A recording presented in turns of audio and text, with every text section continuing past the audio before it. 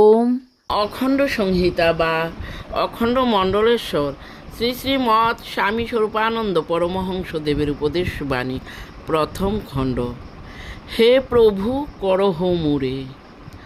পূর্ববঙ্গের কোনো একটি পল্লীগ্রামে স্থিত একটি বিদ্যালয়ের বিদ্যার্থীগণের পাঠ প্রারম্ভিক উপাসনাকালে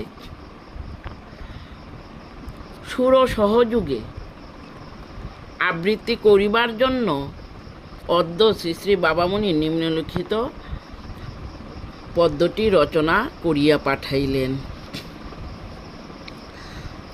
ভৈরবী ঝাঁপতাল।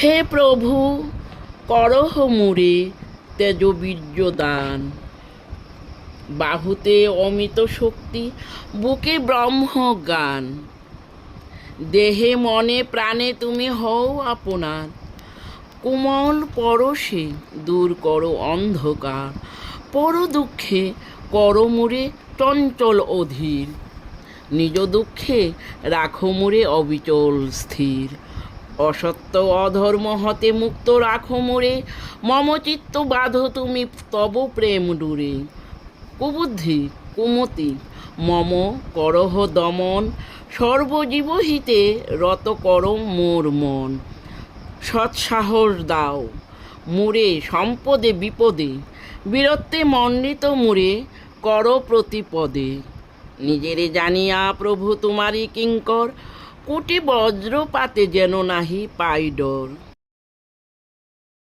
চরণার বিন্দে তব করি নমস্কার, হে অমৃত হে সুন্দর আনন্দ আমার, হরি ওম।